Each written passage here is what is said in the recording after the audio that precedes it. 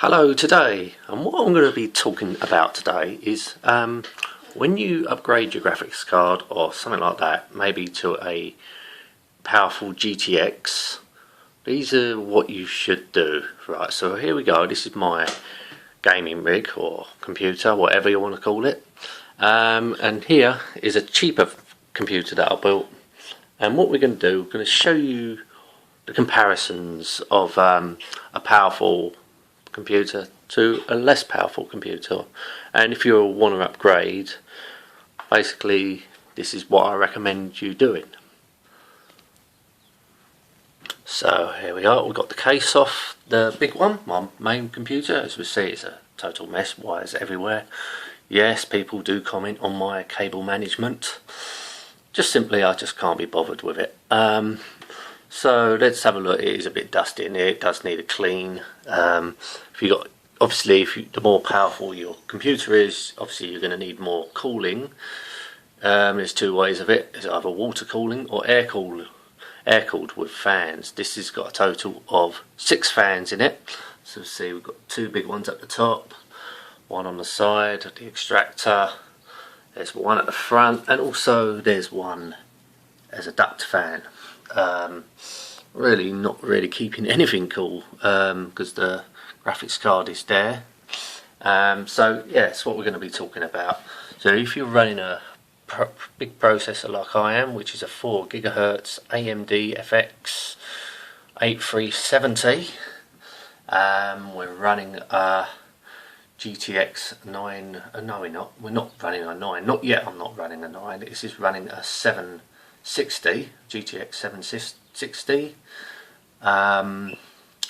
Key thing is you got to make sure, first thing, if you want to upgrade to a GTX, you've got to be running not a 1000-watt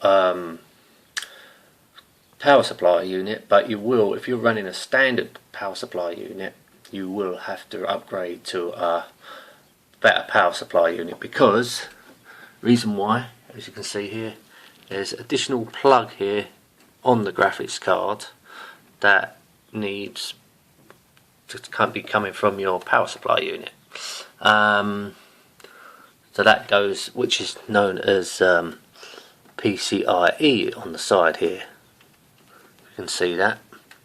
You get, like on this power supply unit, you get 4.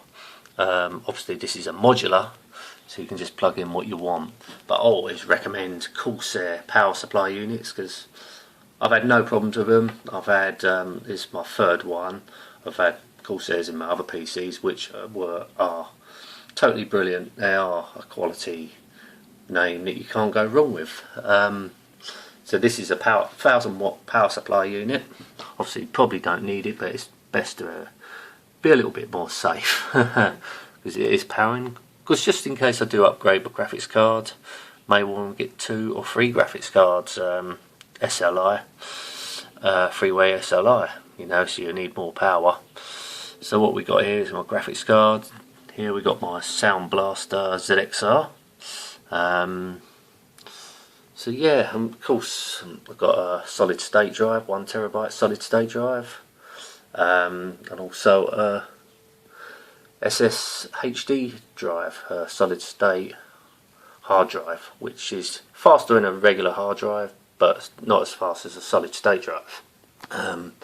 So yeah, 32 gig of RAM.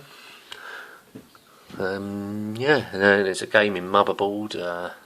So all this takes more power, and obviously the fans obviously don't take a lot of power, but I would recommend a powerful power supply unit. Maybe anything up to an 800 watt, maybe could be, maybe even a little bit less than that, but always have a bigger power supply unit if you can, if your budget will extend to that. So yeah, so that's the big rig, as I like to call it. Oh yeah, also make sure, if it's up to you, get a proper good case for it. Make sure it's got pretty good cooling. As I say, this has got 6 fans, or if you know water cooling, get water cooling, because obviously that is better than air cooled.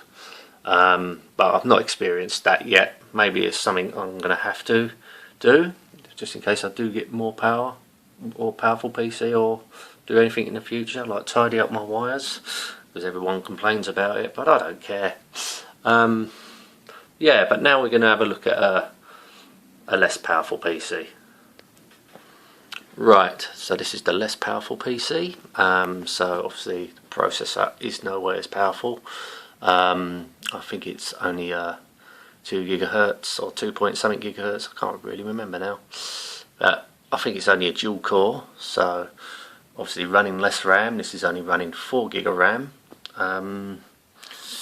Obviously the power supply unit is not as powerful. This is only a cheap power supply unit, but yeah, I wouldn't recommend using cheap power supply units with powerful stuff. Always go for something with a bit of quality and quite a lot of wattage. So this is only running a GT 620 graphics card. Obviously no, it's not into the GTX class, so don't need no additional power, it just runs off the PCIe slot. So yeah, there's not a lot going on with this computer. Just I think that's a USB 3.0 card there. Obviously that needs a Molex in there to power it, and a PCI, USB 2 card there, which don't need no additional Molex or power supply unit to power that. But yeah, this is the difference between a powerful PC and a non-powerful PC. So if you're running basically just to tell you the graphics card, so if you're running a GT graphics card, you don't need additional power supply unit power. But if you're running a GTX card, you will do. So that's really the difference. That's why I wanted to make this video, really. Anyway, it's running. Actually, this is also running a solid state drive. It's only a 120 gigabyte solid state drive, wherever it is. Oh yeah, it's here. It's in there somewhere. It's running 2 500 gigabyte hard drives, also one in there and a small one in there. Yeah, so there you go. You probably won't find this at all helpful. If you know how to build computers, you probably already know that, but I don't know, it's just some people are asking questions, me, what you do, and this is like a video just to tell you. Basically, it's not a very interesting video. Anyway, thank you so much for watching. Till next time, and goodbye.